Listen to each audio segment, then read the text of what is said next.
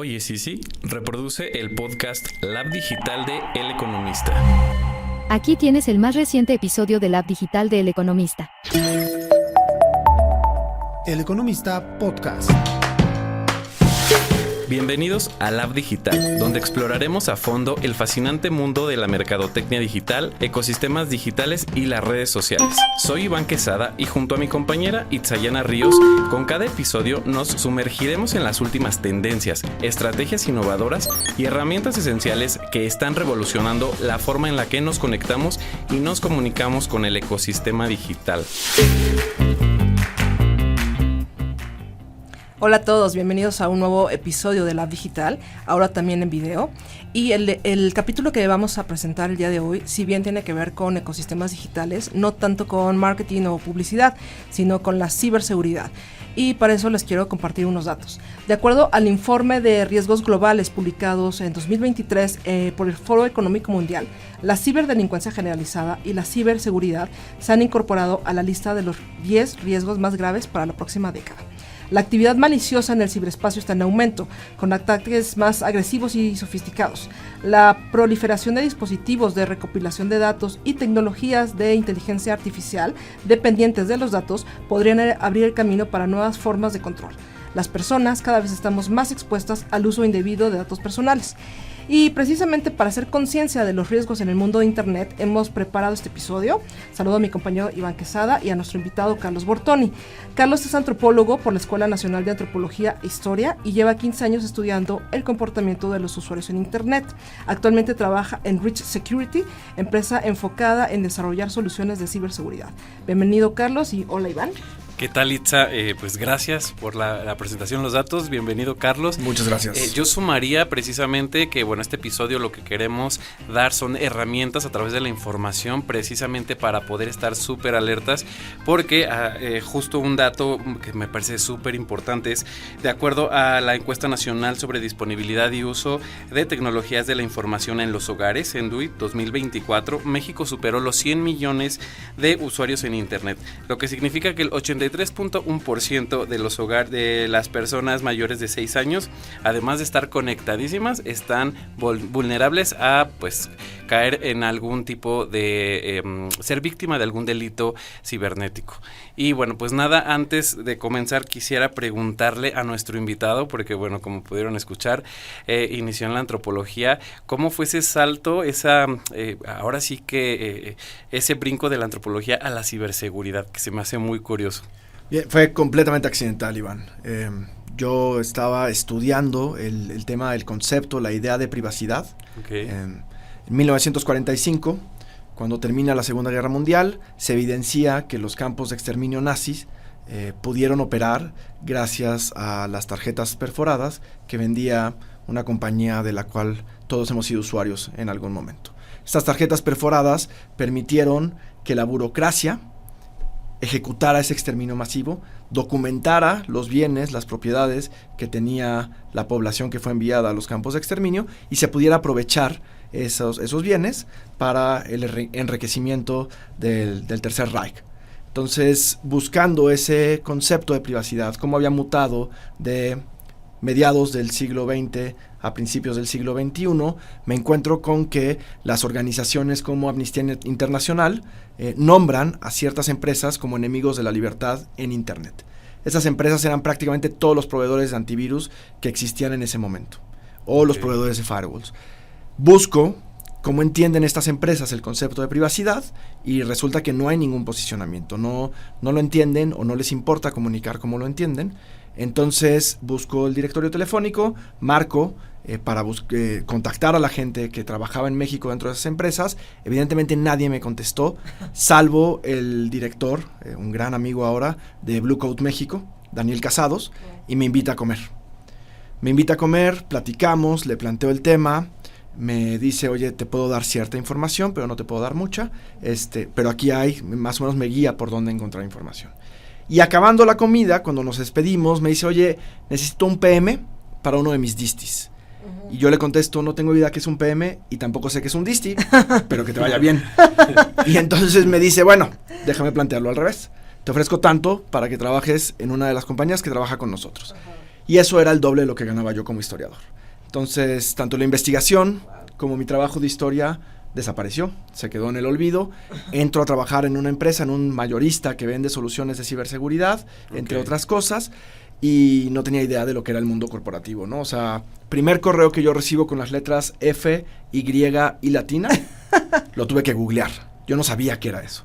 Y ya que lo googleo, me pregunto, ¿y para qué diablos me mandan un correo solo para que yo esté informado? Si no tengo que hacer nada, si no me interesa, ¿para qué quieren que esté informado de algo? Pero bueno, ese es el mundo corporativo y digital en el que vivimos, ¿no? Me parece que no hay mayor absurdo que un correo con FYW, pero bueno, ahí están y los recibes diario, ¿no? Todo el tiempo. Exacto. Así llegué, señor. Ok. Excelente. Oye, justo lo que estabas platicando de esta empresa, quiero entenderlo porque es la primera vez que escucho la anécdota y me parece súper interesante. ¿Usaron las tarjetas de checado de horario de los empleados o cómo fue el proceso? No, una tarjeta perforada lo que te permite una tarjeta perforada es la base de los sistemas de computadora, de la programación. Sí. Entonces lo que te permite es tener en muy poco espacio mucha información. Ajá. Entonces lo que hicieron fue tal cual crear la tarjeta de Iván. Okay. Iván tiene estos bienes en estos lugares, está en tal campo, lo movimos a tal otro, y con una sola tarjeta yo puedo rastrear la historia de Iván. Exactamente lo mismo que si yo meto hoy en día Itzayana en Google, y me va a arrojar una serie de información. Pasa lo mismo, nada más que estaba en una tarjeta que solo podía leer una computadora, ¿no? Bueno, tenías que mover la tarjeta física a otra máquina para que la pudiera leer. Ok. Bueno, me queda un poco más claro. Y volviendo al tema principal de los ciberdelitos actuales, ¿cuál es el delito más común que vemos ahora en Internet? Tendría que dividir la respuesta, pero creo que el delito más común que vemos ahora en Internet es el hecho de que fomenten que compartamos nuestra información en redes sociales. Okay. O sea, para mí ese es el mayor delito que existe. Llámalo Instagram, llámalo Google, llámalo Twitter, Facebook, lo que quieras. Uh-huh. El que sistemáticamente se fomente que la gente se exponga a través de redes sociales es el principal riesgo y el principal delito. Uh-huh. Claro, el gran tema es que tiene la participación del usuario, ¿no? Es decir, la víctima cómplices. Se convierte en cómplice del atraco que él mismo o ella misma sufre. Dicho eso, lo que sí está tipificado como delito, pues sería la estafa digital, ¿no? La estafa, la suplantación de identidad, ese sería el principal delito, el tratar de robar información o dinero a través de medios digitales. Y normalmente eso ocurre, en el grueso de los casos, empieza por un ataque de phishing. Uh-huh. ¿Qué es un ataque de phishing? Es alguien lanza un anzuelo y alguien muerde el anzuelo, ¿no? El lanzar el anzuelo puede ser tan sencillo como, seguro lo han escuchado, hace 20 años, la estafa del príncipe nigeriano.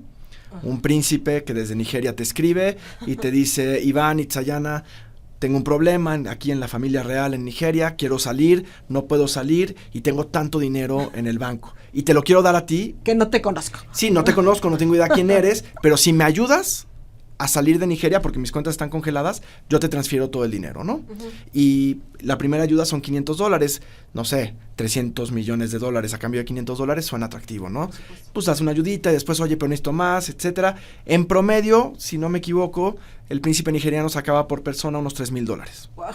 Y operaba constantemente. Entonces, eso es lo más común, el tema del ataque de phishing. El ransomware ha crecido muchísimo. El ransomware es que a través de un ataque de phishing tú le des acceso a tus dispositivos, a tus recursos, ya sea como persona o como organización, a un atacante, a un externo, a un desconocido, y que esa persona pueda secuestrar digitalmente tus recursos, que te deje sin acceso a ellos. Okay. Y la única forma de liberar tus recursos, y te lo dice en la pantalla de tu dispositivo, es deposita tanto dinero o tantos bitcoins en tal cuenta. Eso pasó con Pemex, ¿no? Recientemente. Eso pasa recientemente con todo el mundo, sí. Le pasa. A ver, cuando recibes uno de estos mensajes de manda este código de WhatsApp para que podamos validar la nueva versión, ese es un ataque de ransomware. Lo que hacen es secuestrarte tu cuenta, ya sea para utilizarla y mandarle mensajes a tus conocidos pidiendo normalmente dinero, o para que tú pagues y recuperes tu propia cuenta. Tu cuenta, exactamente. ¿Y cuáles son precisamente estas como estos sesgos por el que la gente precisamente pues tiene, quiero pensar, como está vulnerable a caer en estos delitos? O sea, ¿hay algún, digamos que, algo que tú notes con frecuencia que las personas o no tienen o no sé, se exceden de confianza o hay una falta de información? ¿Cuál es el problema por lo que está pasando este aumento de tanto de ataques como pues de víctimas? Mira, honestamente no creo que sea un tema de falta de información. Okay. O, déjame replantearlo, no creo que la información resuelva el problema. ¿Por qué no lo creo? Piensa en la comida procesada. Tenemos por lo menos un bombardeo fuerte de unos 15 años a la fecha que nos dicen la comida procesada no es saludable. Uh-huh.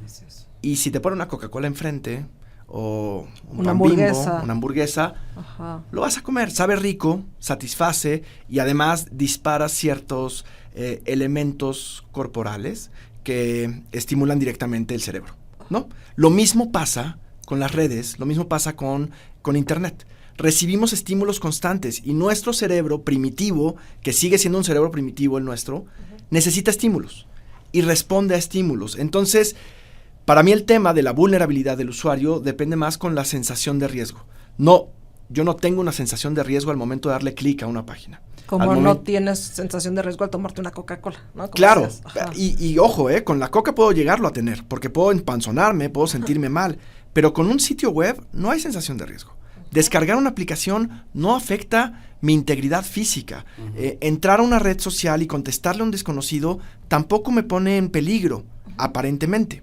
O inmediatamente, más bien. Y en ese sentido, si no tengo una sensación de riesgo, ¿por qué no voy a hacer algo que quiero hacer? Pensemos en la Champions. Pensemos en la cantidad de plataformas a través de la cual se transmite la Champions. Entonces, un partido lo puedes ver en esta plataforma, otro partido en aquella, tal partido sí lo pasan en tele medio abierta o de paga. Uh-huh. Y entonces, tus opciones son, o pago todas las plataformas, con lo que eso cueste, o me meto en una página que retransmita la Champions. Okay. Me voy a meter a la página. Claro. La voy a ver y voy a estar consciente que probablemente mi dispositivo va a terminar infectado. Pero ¿qué peligro corro yo con un dispositivo infectado? No se me va a caer el brazo, no me va a dar cáncer, no me quedo tuerto. Entonces, ¿cuál es el peligro? Ninguno. Lo voy a hacer, ¿no? Es muy difícil que un ser humano se detenga si no hay una sensación de riesgo que esté enfrentando, inminente. Ok. A ver, tengo otro dato aquí que me pareció muy interesante. Según el índice de preparación en ciberseguridad 2025 de Cisco, las empresas solo destinan 10% de su presupuesto de tecnologías de información a la ciberseguridad. Cuéntanos, por favor, Carlos, ¿qué medidas pueden tomar las empresas y las personas para evitar ser víctimas de algún delito? Bien, yo creo que las empresas deberían de implementar una primera política que es eliminar el sentido de urgencia. Que es completamente contrario a la lógica económica en la que vivimos, ¿no? O sea, si tú como empleado en una entrevista con la gente de RH le dices que no tiene sentido de urgencia, probablemente no pases de esa entrevista, ¿no? O sea, hasta ahí llegaste, oigan, sí, gracias, qué gusto conocerlo, señor, es usted un tipo sumamente raro, váyase, ¿no? Sí. Y el tema es que el sentido de urgencia te hace ser mucho más proclive a ser víctima de un ciberataque. Uh-huh. O sea, pensemos en estos ataques que se han creado con inteligencia artificial, donde clonan la voz de una persona o incluso hacen un deepfake y clonan el video de una persona. Uh-huh. Y entonces yo puedo mandar un correo y decirte, oye, Iván, soy tu jefe, por favor, transfiere tanto dinero de la cuenta del economista a esta cuenta, necesitamos hacerlo ahorita.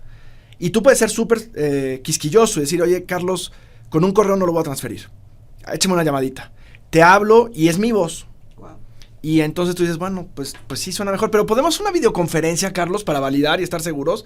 Está bien, ya, caramba, hagamos la videoconferencia. Hacemos la videoconferencia y me ves a mí, y soy tu jefe. Vas a hacer la transferencia. Sí. Por sentido de urgencia.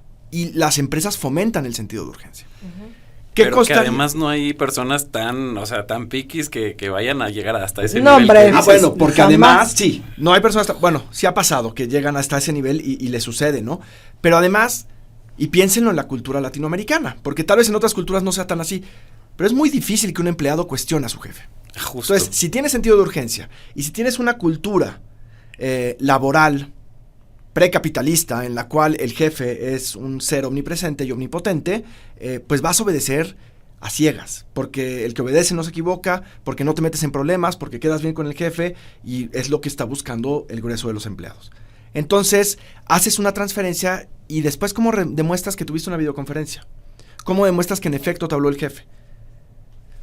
Te van a correr y probablemente vas a estar imputado de un crimen porque eres cómplice. Entonces, para mí ese sería el primer punto, eliminar esta lógica de urgencia en la cual vivimos y que celebramos.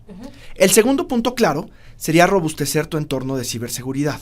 Es decir, comprar las herramientas que te permitan, creo que son 3 niveles. Por un lado, proteger eso que todavía llamamos el perímetro. Piensen en la reja de su casa, en la puerta, que si bien ese perímetro ya es difuso porque tenemos empleados trabajando de forma remota, sigue existiendo.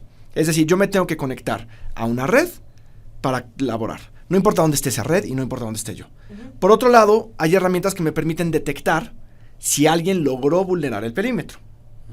Y hay una tercera capa de herramientas que me permiten poner a prueba mis 2 capas anteriores. Y entonces, antes de que un atacante explote las vulnerabilidades, las exploto yo para corregirlas. Hoy en día, se estima que el atacante promedio le toma entre 8 y 2 horas explotar una vulnerabilidad cuando la detecta. Hace 10 años les tomaba 80 días. Entonces, han avanzado mucho, se han vuelto muy sofisticados en ese sentido. Wow, es un gran dato. Es que, justo pensaríamos que es al contrario, que ahora les toma más tiempo, ¿no? Pero... Lo que pasa es que ahora tienes más puntos de acceso, ¿no? O sea, piensa en cuántos elementos tienes conectados. Aquí tienes tú una tablet y seguro hay un teléfono en tu bolsillo o en tu bolsa. Tienes 2 elementos. Iván trae uno, tal vez tiene otro teléfono que es el del trabajo, más la computadora, más la laptop, más la impresora. La impresora es un punto de acceso. Y tenemos estos dispositivos inteligentes a los que les pedimos que nos pongan música. En fin. Y además tenemos múltiples cuentas. Y entonces cualquier cuenta puede ser hackeada y esa cuenta está vinculada a un dispositivo. Es decir, tenemos muchas puertas abiertas. Yo no creo que sea un tema donde tecnológicamente existe más riesgo. Sino que hay más lo voy a decir y seguro nadie estará de acuerdo conmigo, pero el riesgo es prácticamente igual que el riesgo que existía cuando había el teléfono o cuando se inventó el telégrafo o cuando se inventaron las señales de humo.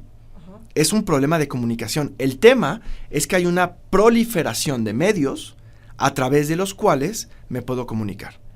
Y al tener más medios a través de los cuales, que además son bidireccionales, no son como la televisión, me puedo comunicar, también puedo ser atacado a través de esos medios, ¿no? Les pongo un ejemplo. Llego hace muchos años a una ciudad en México, me gusta viajar de noche para dormir y al día siguiente empezar a trabajar. Llego tarde y hay huracán. Entonces está lloviendo, está inundada la ciudad y los taxis no salen del aeropuerto para llegar al aeropuerto. Y yo quería llegar al hotel, quería llegar a dormir. Pregunto y me dicen, hay un camión que te lleva al centro de la ciudad y de ahí ya no está tan inundado, puedes tomar un taxi. Perfecto. Suelo viajar sin efectivo, detesto el efectivo. Me subo al camión y le digo, jefe, ¿cómo lo hacemos? Yo no traigo dinero y tengo que irme. Me puedo ir aquí adelante y vamos platicando, le voy contando chistes, ¿qué quiere que haga para que me deje llegar? Y el tipo, súper buena onda, me dice, no, es más transferencia. Son 50 pesos, transfiéreme y de volada. Le hago la transferencia, Wow. Listo, jefe, mándame el comprobante. Le mando el comprobante. Cuando uno manda el comprobante de una transferencia, tienes acceso al RFC de la persona que mandó el comprobante.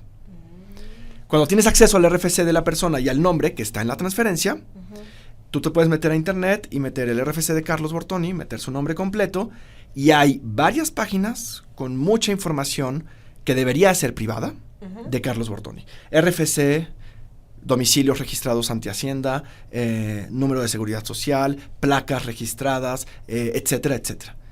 Bueno, yo llego a mi hotel después de un viacrucis más o menos largo y por ahí de las 4 de la mañana empieza a sonar mi teléfono. Y era alguien se presentaba como un narcotraficante que me decía, oye, ya sé dónde vives, tienes tal domicilio, tal otro domicilio, que era la casa de mis papás y mi casa, ¿no? Tienes tal coche, tus placas son estas, tienes tantos hijos y pues necesitamos un depósito de tanto, ¿no? Claro, la primera llamada te asustas, ¿no? Claro. Pero cuelgas. La segunda llamada dices, diablos, ¿qué hago? Y entonces me investigué a mí mismo, ¿no? Dije, a ver, ¿qué hice? Claro, le di el comprobante, ¿qué información hay en el comprobante de la transferencia? Está esta información, metí la información en Google, encuentro la página, creo que por 100 pesos tienes acceso a la información de una persona, y dices, ok, no hay tanto riesgo ya, o sea, no va a llegar a matar a nadie esta persona, pues, pero el susto y la reacción es caer en la extorsión, ¿no? Entonces, creo que es esta exposición lo que nos hace vulnerables a nivel personal y a nivel empresarial. A nivel empresarial es más fácil, para amarrar lo que me preguntabas, Itzayana, es más fácil robustecer un ecosistema y establecer políticas y asignar responsables. Si no cumples con la política en la empresa, te vas. A nivel personal, creo que lo que toca es exigir a las autoridades una regulación mucho más fuerte. O sea, mi información no debería estar ahí. Son datos sensibles, hay una ley, debería de estar protegido y no debería estar pública. A nadie se le ocurriría hoy en día, y creo que el movimiento feminista en gran medida tiene un impacto positivo en este sentido, decirle a una persona, oye Iván, es muy peligroso que camines por esa calle. No deberías caminar por ahí, mejor evítala y da una vuelta de 3 días para llegar a tu destino. Porque exigirle al gobierno que la calle sea seguro es inaudito. Sin embargo, no le exigimos al gobierno que la navegación en Internet sea segura. Y no le exigimos a las corporaciones, que son otra suerte de gobierno, que la navegación a través de sus medios sea segura. Yo no sé si ustedes han ido a un centro comercial y se les ha ocurrido que la seguridad no depende del centro comercial cuando estás ahí dentro, ¿no?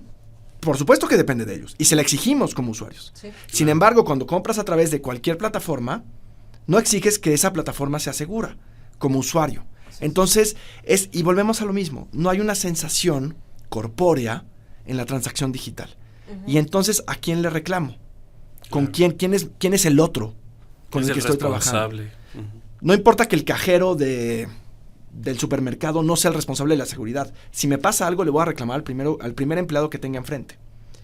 En un Amazon, en un Mercado Libre, ¿a quién le reclamo? Al señor Amazon, ¿no? Sí. No se puede. No hay forma. Ajá. Y entonces hay una desconexión, una desvinculación de nuestro ser corpóreo y nuestro ser digital. Y justo, mencionaste algo importante que me llevaba a la segunda pregunta, que un poco la contestaste, pero es ¿qué tendría que hacer el gobierno o los gobiernos precisamente también como esta labor para poder erradicar este problema que cada vez va evolucionando? Como bien dices, la inteligencia artificial ha traído también consigo nuevos esquemas para poder realizar estas fraudes, estafas, ataques, pero en el caso particular de México, ¿qué diferencias ves contra otros países que quizá lleven algún tipo de avance, de regulación, que puedan volverse moldes para poder imitar hasta cierto punto acciones que ayuden a contrarrestar el problema?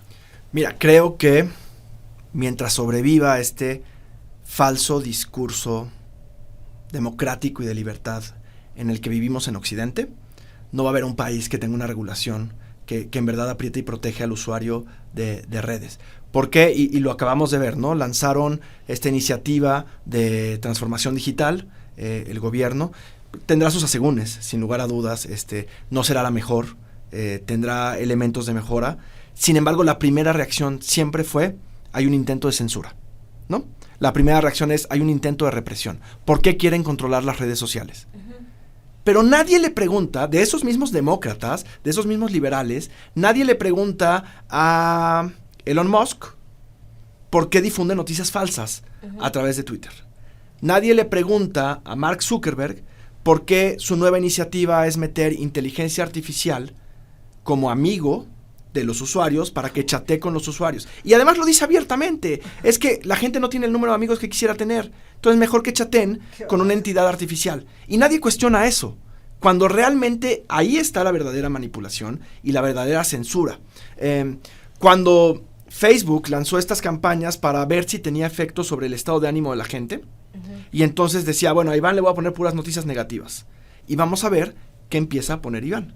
Claro, Iván termina deprimidísimo. Y a Itzayana le voy a poner noticias positivas. Y Itzayana termina siendo un poco más feliz de lo que era antes. Ahí nadie dice están atentando contra nuestra libertad.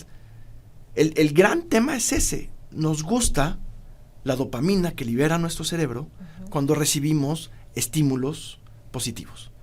Y entonces, como perritos de Pavlov, estamos salivando en este entorno que es realmente problemático. Entonces, mientras no renunciemos, insisto, a esta idea de falsa libertad que hemos construido como una libertad de consumo, estamos completamente expuestos a que ninguna regulación sea suficiente para controlar estos medios, ¿no? O sea, sí deberíamos tener la posibilidad de decir, ¿sabes qué? Se te cierra el ancho de banda, ¿no?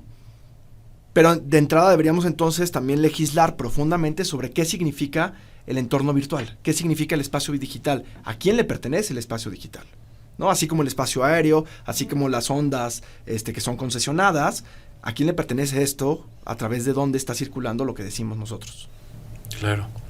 Oye, has mencionado inteligencia artificial. Creo que en todos los episodios de Lab Digital, todos, hemos hablado algo de inteligencia artificial.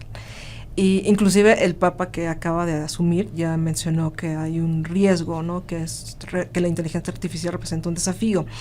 Actualmente, en cuanto a ciberseguridad, ¿qué riesgos consideras que sean los más importantes con el uso de inteligencia artificial? Como lo que mencionabas ahorita de que suplantan identidad, pero ¿hay algo más?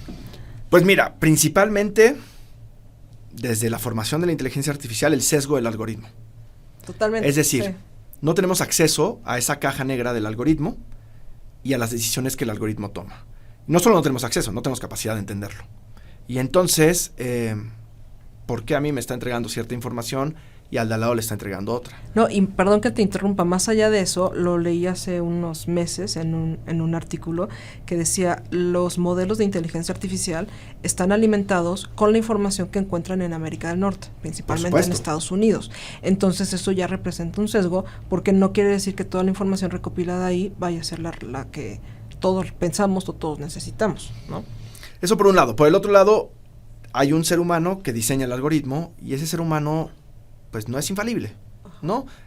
Mencionabas al Papa, el Papa supuestamente sí es el enviado de Dios, pero los que hacen en la inteligencia artificial, nadie los elige, pues no hay un tema democrático, no hay un tema de evaluación, y vuelvo al mismo tema, perdón, pero los demócratas están muy preocupados por evaluar a la gente y sin embargo estamos a merced de quién sabe quién, que diseñó quién sabe qué, quién sabe cómo. ¿Y para qué? ¿Y para qué? Imagínate que no tiene ningún fin, que el tipo de verdad lo define, quiero salvar a la humanidad, pero lo hago desde mi sesgo, desde la forma donde veo el mundo. Y si soy blanco, lo voy a hacer como blanco. Y si soy hombre, lo voy a hacer como hombre. Y si me sale mucha barba, lo haré como mucha barba. Y si me sale poca barba, lo haré inevitablemente. Ese es para mí el primer gran problema y el primer gran riesgo. Otro riesgo es el tema de privacidad. Porque todo el mundo convierte sus imágenes en un muñequito de acción, en una caricatura del autor de Totoro, y esa información, ¿dónde está almacenada? ¿Quién la guarda y cómo la usa? No nos importa, fue divertido, recibimos un estímulo positivo otra vez, ¿no? Como y entonces, perro de Pavlov. Como un perrito de Pavlov, sí, tal cual. Cuarto, noticias falsas, deepfakes. Es muy fácil crear una noticia falsa. Es más, uno puede pedirle a una herramienta de inteligencia artificial que escriba un texto como X o Y autor, que haga una imagen como X, Y fotógrafo, y lo hace de inmediato, y se parece mucho. Y entonces, eso, para crear una nota falsa, la tienes en segundos. Y bueno, temas de derechos de autor, ¿no? Creo que también es importante, porque lo que hace la inteligencia artificial no crea nada. Recopila, procesa y digiere. Así es. Y entonces esa información, volvemos al mismo tema, ¿a quién le pertenece y cómo debería estar retribuida, ¿no? Entonces creo que son varios sesgos. Afortunadamente creo que la inteligencia artificial está diseñada para no poder ser estúpida y en consecuencia esa es la gran ventaja que tenemos, ¿no? El error humano sigue siendo un potencial diferenciador entre la inteligencia artificial y su artificialidad, que consiste en no poder equivocarse, y la posibilidad del error. Porque en la posibilidad del error existen múltiples aristas que nos pueden conducir a otros caminos. Pero bueno, esa es mi parte optimista. Oye, ahora que estabas mencionando esto de la inteligencia artificial, supe de un caso que me impresionó mucho, eso fue hace como quizás un año, de una autora estadounidense que se dedicaba a escribir libros como de marketing y de cuestiones empresariales, ¿no? Tenía varios libros publicados y su carrera corporativa. Y de repente en Amazon vio un libro que ella no escribió, pero que parecía que ya lo había escrito, ¿no? Y en realidad lo hicieron con inteligencia artificial, pusieron su nombre y entonces lo estaban vendiendo y se estaba vendiendo como pan caliente, porque lo hicieron todo con inteligencia artificial basándose en los libros que ella había publicado. Claro. Y en ese momento quiso, como dices, reclamar a Amazon y dijeron, pues no podemos hacer nada. Entonces ahora la recomendación era que tú como autor registraras tu nombre como marca para que pudieras tener derechos sobre lo que se publicara bajo ese nombre. Bajo ese nombre. Pero me impresionó porque dices, bueno, ¿hasta dónde puede llegar? Ahora, fíjate, cuando utilizas Kindle o cualquiera de estas plataformas para leer, puedes subrayar. Está conectado a la red. Sí. La idea de que puedas subrayar es buscar los subrayados más populares. Buscar los subrayados más populares le sirve a Amazon o a estas plataformas para identificar y generar un algoritmo que sea capaz de generar frases con esa sintaxis que funciona y que le resulta atractiva al lector. Entonces yo puedo crear un texto, o una película, o una canción, que sea sumamente atractiva. Es decir, el ideal de la cultura pop, materializado a través de esa información que casualmente, inocentemente, el usuario entrega a estas grandes corporaciones, ¿no? Y entonces, pues claro, de repente tienes un texto que no solo se parece al autor que te gusta, sino que dice todo lo que te gusta y que no tiene una sola frase que no te guste. Está diseñado para que no puedas no consumirlo. Okay. Y se vuelve terriblemente problemático, y ese para mí sería el último y el mayor riesgo. Atenta completamente contra la libre elección, ¿no? Porque está diseñado para que te guste, o sea, no puedes rechazarlo. Exacto. Y aquí en este sentido, ¿hay algún grupo demográfico que esté más vulnerable a este tipo de ataques? Digo, hemos enumerado varios, pero ¿habría como especialmente un grupo de personas al que pueda ser más vulnerable? Sí, yo creo que la gente de tercera edad, evidentemente, en este momento es la más vulnerable, ¿no? Porque además adquieren la tecnología, la consumen, la utilizan, no son los más diestros al momento de utilizar ni siquiera una videocasetera, y entonces son susceptibles al error, por un lado. Por el otro lado, el dispositivo móvil se vuelve sumamente, voy a decir una tontería, pero es un elemento confiable en nuestras vidas. Es cotidiano, y entonces pues, yo no pienso que mi teléfono me vaya a engañar, ¿no? Me va a traicionar. No me va a traicionar. Y si algo me aparece en mi teléfono, es confiable, porque es mi herramienta. Y es esta idea de herramienta, cuando no es una herramienta, pero bueno, esa es otra discusión.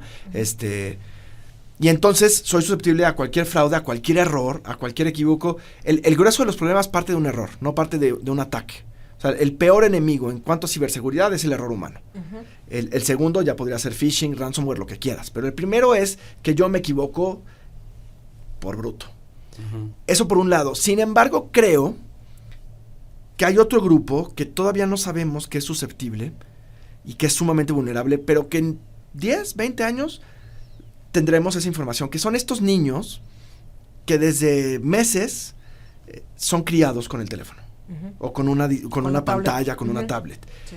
Y que son expertos, son grandes usuarios, pero son criados por el algoritmo. Hace unos días platicaba con ya no sé cómo se puede decir esto, pero mi mujer, aunque sé que no es mía, pero bueno, no tengo otra forma de referir, es que tampoco es mía, ¿no? Pero bueno, sin el posesivo. Platicábamos y me decía que una niña de 7 años le dijo, ¿puedes poner jazz, por favor? Y entonces se voltea y le dice, pues, sí, está bien, ponemos jazz, pero ¿por qué conoces el jazz? ¿Tus papás son músicos? No, es que me quedo mucho tiempo solo en la casa y los videos que han salido de YouTube son de jazz. Wow. Entonces yo le decía, bueno, qué suerte que el algoritmo reprodujo jazz. Está entrenado. Porque pudo reproducir pornografía infantil. Claro. Pudo reproducir cualquier cosa. Es decir, si los papás hubieran configurado YouTube para que fuera contenido propio de la edad, no hubiera salido jazz. Claro. Porque no es contenido típico de la infancia. Y sin embargo le salió jazz. Quiere decir que está abierto y por suerte le salió jazz. Pero pudo salir lo que sea. Esas personas que se están formando y que van a ser adultos dentro de unos años han sido criados en un gran porcentaje de su educación por algoritmos que desconocemos cómo están configurados. Ese para mí es el grupo más vulnerable que existe, pero no lo podemos comprobar todavía. Ya veremos. Sí, esperemos un poco, ¿no? A ver, tengo una pregunta que quizás, no sé, pueda sonar poco común. Para la gente que no conoce sobre estos temas, una VPN es una conexión segura y encriptada. No crea un túnel entre un dispositivo y un servidor remoto cuando ocultando tu dirección IP. ¿Tú recomiendas usar VPNs? Y si sí, ¿bajo qué circunstancias? O sea, en mi caso nunca lo he usado, ¿no? Pues todo depende para qué. Si eres una gran organización, yo te diría, no, la VPN está superada. O una organización media, la que sea, y hay otras herramientas de acceso seguro que te permiten tener conectividad sin perder visibilidad de lo que está haciendo tu usuario. ¿Por qué como organización es importante tener visibilidad? Porque tal vez no es tu usuario el que se está conectando en esa VPN, ¿no? Tal vez alguien roba las credenciales de Carlos y se conecta y tú ves que entra Carlos porque ves sus credenciales y ves que sale Carlos, pero en medio ese no Carlos puede hacer lo que quiera al interior de la red. Entonces hay mejores tecnologías. Si eres un alumno en donde tu escuela tienen algo que bloquea la navegación en redes y utilizas una VPN para navegar, Creo que es igual de riesgoso que navegar en Google, que navegar en Twitter, que navegar en Facebook. Solo tienes que asumir que le estás entregando tu información a alguien. Y al momento de usar una VPN, al momento de darle clic a un enlace, al momento de entrar en una red social, estás dándole tu información a alguien y estás dándole permiso para que utilicen tu información. Entonces, con esa mínima conciencia, pues es igual de inseguro o inseguro usarla o no usarla. Es como utilizar la tarjeta de crédito, ¿no? La solución sería regresar a los celulares sin internet. Claro, o no, porque el celular sin internet también deja huellas en las antenas, ¿no? O sea, si algo nos han enseñado los casos de Discovery ID es que tener un teléfono y matar a alguien es mala idea, porque te van a encontrar. Entonces, como decías, ni siquiera con las señales de humo, ¿no? La tarjeta de crédito deja una huella de lo que estás haciendo, o de débito, sí es... En este sentido, para usuarios promedio, por supuesto que no son expertos y todo, ¿hay herramientas esenciales de seguridad que tú podrías recomendar? Que, insisto, que no saben nada, pero que deberían tener como en cuenta precisamente para evitar ser víctimas. Sí hay herramientas, o sea, hay antivirus gratuitos que son buenos, o anti-malwares gratuitos que son buenos. Sin embargo, en el momento en el que te estás conectando, ya estás corriendo un riesgo, ¿no? Okay. Y en el momento en el que compartes la información con el proveedor de seguridad, pues también hay un riesgo, ¿no? Exactamente igual, y lo decías antes de que empezáramos, que cuando sales a la calle. O sea, si yo comparto la información con el policía, hay un riesgo. Teóricamente debería ser menos probable que el policía utilice mal mi información a un desconocido. Teóricamente debería ser menos probable que el antivirus utilice mal mi información a Google o a un desconocido. Pero puede suceder. Ahora, esta empresa de seguridad que me está protegiendo también puede ser vulnerada.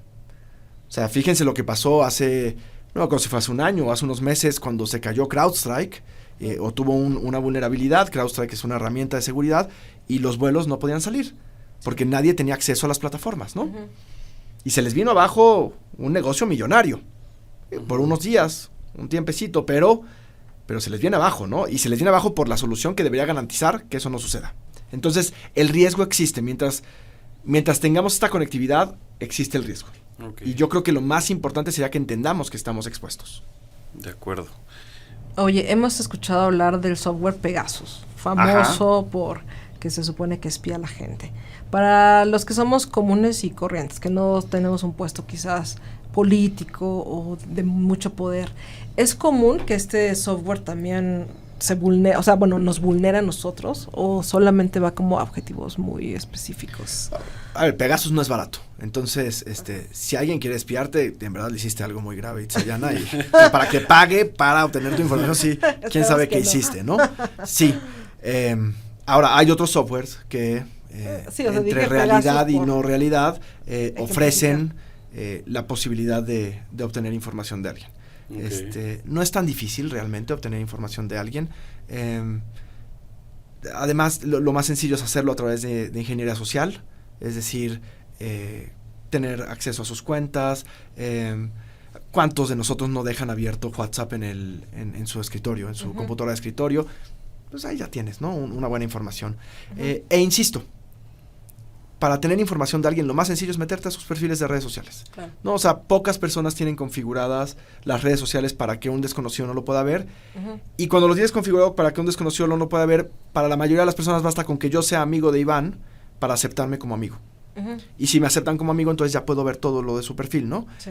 Y ahí está completamente expuesto. Entonces, realmente, más allá de preocuparnos por cosas sofisticadas, por una teoría de conspiración sofisticada, creo que la teoría de conspiración sí existe, pero es mucho más sencilla y cotidiana. O sea, está ahí y participamos libremente de esa teoría de conspiración, o más bien nutrimos eso que nos hace vulnerables. Sí, tengo un caso cercano con mis compañeros de la secundaria.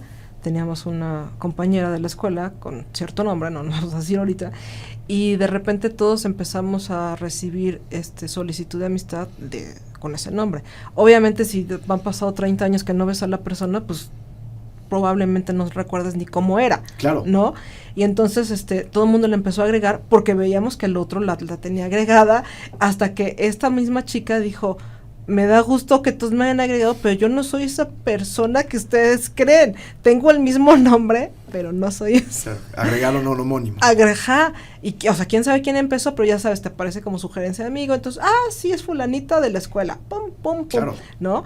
Y me pasó también, pero así, bueno, en ese no caí, que que un perfil con un cuate de Italia o algo así, lo mismo, empezaba a agregar a mis compañeras de la secundaria, hasta que me mandó solicitud, dije, no, saco este cuate, yo ni lo conozco, no tengo ni idea quién es, pero es muy fácil caer en eso, ¿no? Como dices. Es muy fácil, y entonces entregas información a un desconocido, que insisto, y perdón que insista, que es información que ya está ahí, o sea, que ya la entregaste a alguien más, ¿no? O sea, no sé si es más seguro entregársela a Google que entregársela a un desconocido, pero ya la entregaste. Si la tuvo el camionero que nos contaste. Si la tuvo el camionero, o sea, para mí, es así como si lo sabe Dios, que lo sepa el mundo, si lo sabe Google, claro, lo sabe el mundo, ¿no? O sea, está ahí. Y justo hablabas de las fake news, que también, si bien no está como tipificado como un delito y tal, pero también viene siendo un riesgo al que está expuesta la gente, y de pronto pues es esta parte donde pues se distribuyen ideas, ya sean políticas, religiosas, etcétera,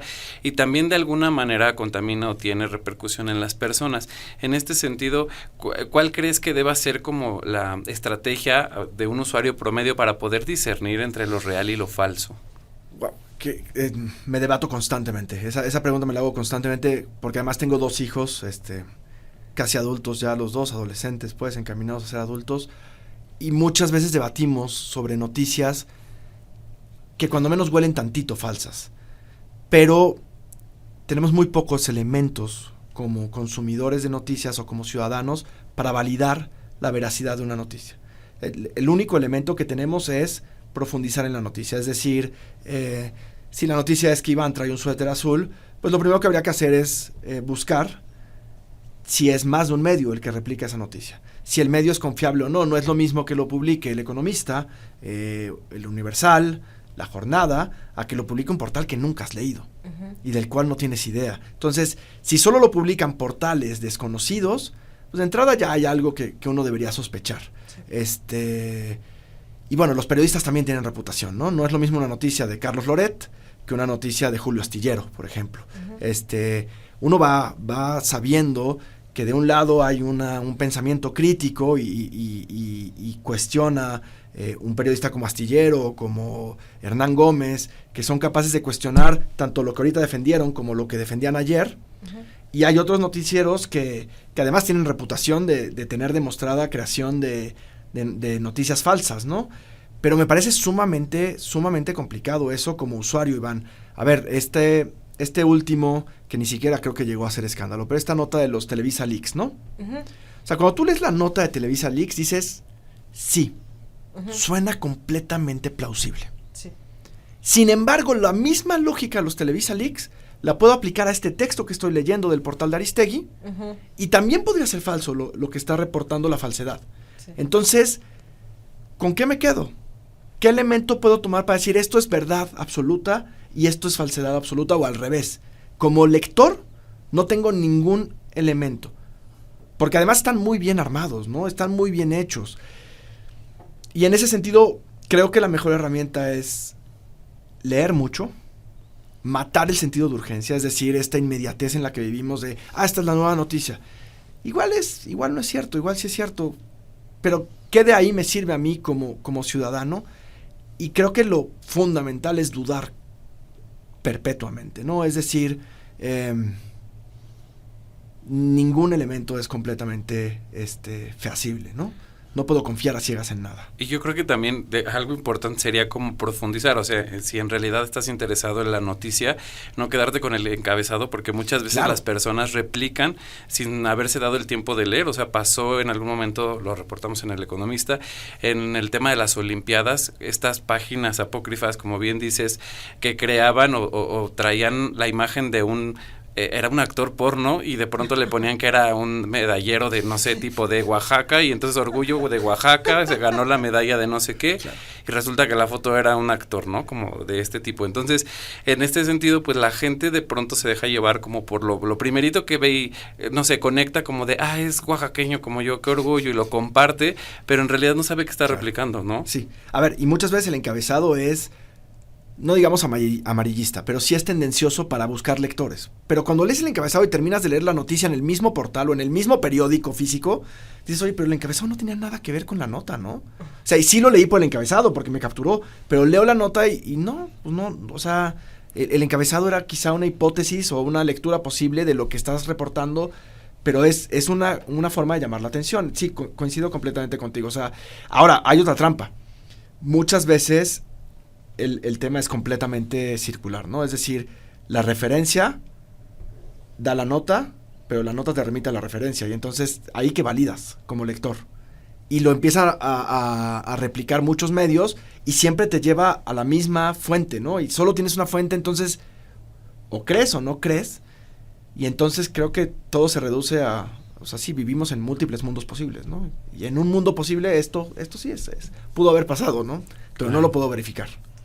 Oye, respecto a lo que comentaste, que tienes 2 hijos que, bueno, son adolescentes, ¿qué les recomiendas a ellos? Porque la pregunta va en el sentido de que hace tiempo vi una entrevista con un experto también en ciberseguridad y que tenía prohibidísimo que los hijos publicaran en el momento donde estaban. Ejemplo, estamos de vacaciones en Acapulco y que subieran la foto. ¿Qué medidas tú tomas como padre o que has tomado que por supuesto la gente que nos está viendo y escuchando puede replicar? Bueno, en ese sentido creo que sí es... ellos no lo hacen y no lo he tenido que recomendar, el postear dónde están y qué están haciendo y qué están comiendo y si les gustó el matcha, high, venti, lo que sea que pidieron. Pero me parece absurdo hacer eso, ¿no? O sea, no sé qué tanto aporta a la existencia de un ser humano tuitear eso, o replicarlo, o postearlo, o ponerlo en tu estado de WhatsApp. Me parece muy mala idea. En ese sentido, es lo que decíamos al principio, o sea, mientras menos información pueda yo compartir, pues menos expuesto voy a estar. Sí. Y habría que pensarlo como si lo estuviera compartiendo con una persona física. O sea, nadie de nosotros conocería a alguien y en ese momento le diría, oye, fíjate que esta es mi dirección, aquí vivo, mi teléfono es tal, mi horario, esto, aquello. Sí. No lo haríamos. Sí. Sin embargo, en redes sí lo hacemos, o incluso con un nuevo contacto, estaríamos dispuestos a compartir esa información, ¿no? Porque volvemos a lo mismo, no hay sensación de riesgo. Entonces, habría que traducir todo lo que hacemos como si fuera una persona física. Claro. Lo mismo pasa, por ejemplo, nadie, estoy casi seguro, o muy pocas personas, que encuentren una jeringa tirada en la calle, se la inyectarían en el brazo. No, jamás. Sin embargo, si encuentras una USB tirada en la calle, es muy probable que la conectes a tu computadora para ver qué hay, ¿no? Y entonces la estás infectando. Y entonces estás exponiendo toda la información que tengas ahí a alguien que pudo haberle metido un malware, cualquier cosa a la USB. Entonces, tener esta sensibilidad de que sí existe un riesgo, aunque no lo puedas sentir, creo que es la principal recomendación. Uh-huh. Y del otro lado es decir, eso del lado como de proveedor de información. Del lado de consumidor de información, creo que la única opción que tenemos es cuestionar lo que estamos recibiendo, ¿no? Y ya, o sea, creo que no es poca cosa tampoco. Entonces, cuestionarlo, ser críticos y, como decías tú, por lo menos comparar con 2, 3 medios, profundizar un poquito más y ver si tiene verdad lo que está diciendo eso. Claro, pues el tiempo nos está premiando. La verdad es que más bien me gustaría como hacer un recap. Justo este episodio es como para visibilizar todos esos riesgos para la persona de a pie. A lo mejor a veces parece como obviar cosas que sabemos, pero la idea es también experimentar con compartir ideas que podamos sacar justo estas ¿cómo se puede decir? Como acciones que nos ayuden a tomar mejores decisiones, por supuesto, para evitar riesgos. En ese sentido, ¿cuáles serían esas recomendaciones? Digo, has insistido mucho en el tema de ser también muy celosos con nuestra información, que si bien ya pareciera que en Internet todo mundo, o sea, no hay nadie anónimo, porque si no subió Chayana una foto, pero sus amigos sí la etiquetaron y ya existe en Internet, pero además de ser súper celosos con la información, ¿qué otras recomendaciones, medidas, acciones tú recomendarías a las personas, a los usuarios promedio ante esta situación y bueno, frente a esta ola de aumento de ciberdelitos que pues no era tan común porque evidentemente antes no éramos tan tecnológicos? Claro, y partiendo de esa idea creo que serían 2 recomendaciones. O sea, la primera, y lo he mencionado mucho, es dudar. O sea, dudar qué puede pasar si yo hago si yo descargo una aplicación que me modifica y me hace ver como más viejo o más joven, ¿no? Más guapo. O más guapo, o me viste de traje, o yo qué sé, ¿no? O me hace caricatura. ¿Para qué sirve? ¿Quién va a utilizar esa información? ¿Quién tiene acceso a ella? ¿Necesito hacerlo o no necesito hacerlo? O sea, realmente es fundamental porque, a ver, ojo, cuando yo bajo un, no sé, Outlook, claro que me pide muchos permisos excesivos la aplicación de Outlook, pero ¿los acepto o no los acepto? No tengo opción. ¿Necesito tener Outlook? ¿Necesito tener WhatsApp? Si la respuesta es sí, pues ya tampoco te debatas en cuanto a los permisos. No hay muchas opciones. Los das porque si no, no te va a dar acceso a la aplicación. Punto final. Entonces, en ese sentido, sería dudar sobre nuestro actuar en entornos digitales. Dudar por qué me están pidiendo esta información. Dudar por qué me mandaron esta promoción un desconocido a través de WhatsApp, a través del correo electrónico. Por qué el príncipe nigeriano me quiere regalar toda su fortuna, ¿no? O sea, ¿tengo tanta suerte?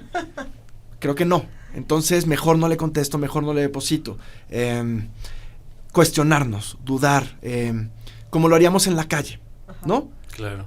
2, creo que sí tenemos una capacidad de exigir y sancionar y pedir que haya mayor regulación, que haya mayor cuidado, mayor protección, tanto a nivel autoridades como a nivel corporaciones, o sea, tanto como ciudadanos como usuarios. Tenemos esa exigencia. Y la tercera recomendación sería leer.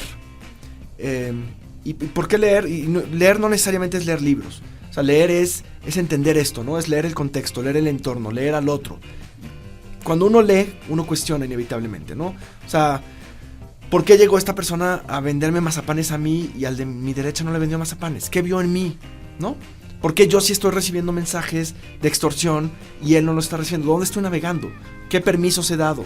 ¿Qué clics estoy dando? ¿Por qué me conviene guardar el caché o no guardar el caché en la computadora, no? Claro, va a cargar más rápido el sitio web si guardo el caché. Pero si no lo guardo, tienen menos información de lo que hago. Quiero guardar mi histórico en Waze, en Google Maps, y que esté abierto a todo el mundo en donde he estado parado. O borro mi histórico y claro, cada que vaya a tal dirección voy a tener que escribir la dirección. Y no me va a salir como luego, ¿no? Con las 2 primeras letras. ¿Es muy grave escribir la dirección completa? ¿O es muy grave tener expuestos todos los sitios a los que he ido? Entonces, si yo puedo leer ese entorno en macro, o cuán macro como lo podamos leer, creo que vamos a estar más protegidos. Excelente. Estos serían como los 3 consejos, ¿no? Pues muchísimas gracias, Carlos, por todo lo que nos compartiste. Esperemos que sea de utilidad para toda la audiencia de Lab Digital. Agradecerte tu presencia y agradecer a todos los que se conectaron. Recuerden que estamos en todas las plataformas de podcast y nos pueden encontrar a través de las redes sociales de El Economista. Muchísimas gracias, Itza, también. Gracias, Iván. Muchas gracias, Carlos. Fue muy Gracias interesante. a ustedes. Perfecto. Hasta la próxima.